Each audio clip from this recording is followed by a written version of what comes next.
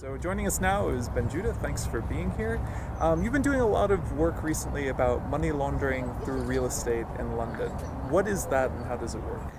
One of the things that's really shocking in how corruption works is that coming out of Russia and Ukraine and all over the world, you have dirty black cash that's seeking a way to become nice, white, usable money. And the easiest way to do this is to buy property, not just in Britain, but Britain's a real capital for this. And the reason you can do this is that property in Britain can be purchased anonymously via an offshore company. So I could steal a vast amount of money from the Ukrainian HIV AIDS budget, create a company called Ben, register it in the Cayman Islands, that could then buy property in London anonymously. So money stolen from Ukraine has gone from dirty black cash to nice white cash. And that is happening on an industrial scale. You have minimum of 100 billion laundered a year in London, according to British tax officials, and it's turned Victorian bricks, it's turned these sort of dusty old bricks of London into the international currency of kleptocracy. And I've been kind of campaigning to highlight that and to kind of expose not only how it works, but also to stop it in a British political context. Well, you're also involved with a film about this, correct? Yes. I came up with an idea for a film, which was to take a sort of caricatural Russian crook, a sort of government minister, who would go into British properties in the company of estate agents and say, I've stolen this money from the Russian health budget, will you sell me this house? And surprise, surprise, with secret cameras, the people we approached all said yes. And this caused a big stir in the UK, it got the topic to be debated, and we had two successes. One is that the British opposition has made ending anonymous purchases and ending foreign entities being allowed to buy UK properties. That's a foreign company registered in the Cayman Islands, for example. It's going to make a campaign for the next election that if they win, they will get rid of that. The danger now is that there are endless shell companies, right? That it's one company to another, so you have no idea who it actually is. So the Labour Party in Britain has proposed, it's not yet party policy, and unfortunately the party doesn't have a sort of strong electable chance. In the near future, they have made it so they would like to make it so no foreign company registered abroad would be able to buy property. You'd have to set up a British company to buy property, or a British individual would be able to do it, so British law would apply.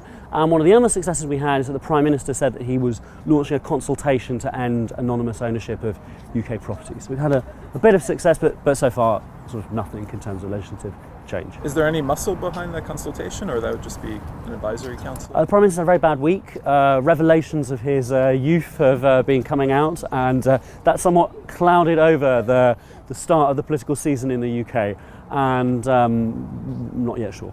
Okay. Is the answer.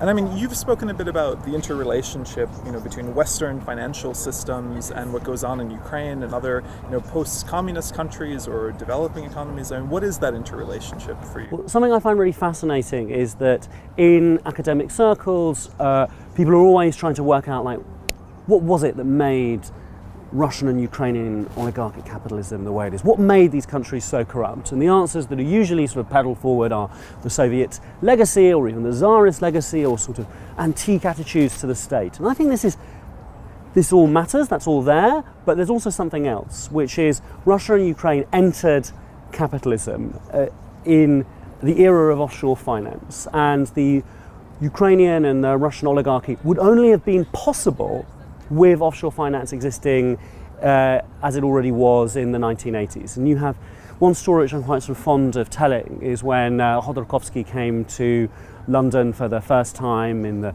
midst of the fall of the Soviet Union, and he asked if he could meet Mr. J.P. Morgan.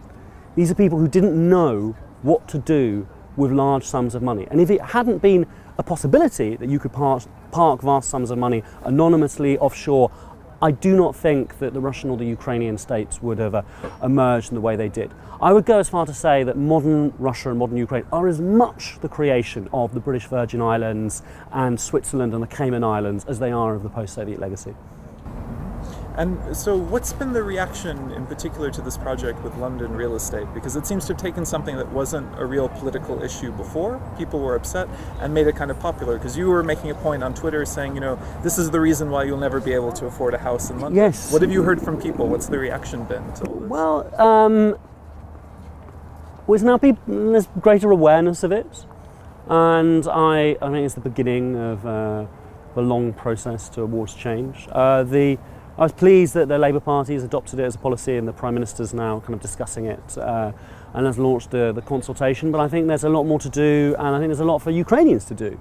It's something very important, I think, for Ukrainians, not just politicians, not just diplomats, but also individuals, is that when you meet people from Britain or Switzerland or Austria, is that you have to sort of confront them with this issue, which is that you're allowing your country and your real estate to be part of a looting machine, which is seeing HIV/AIDS budgets, TB budgets, and God knows what else besides, vanish from my country and impoverishing me. And I'd like to introduce a bit of shaming culture. For too long, embassies in Kiev have written back saying that this is happening, but there are no costs of it. And so it needs to be quantified. Exactly.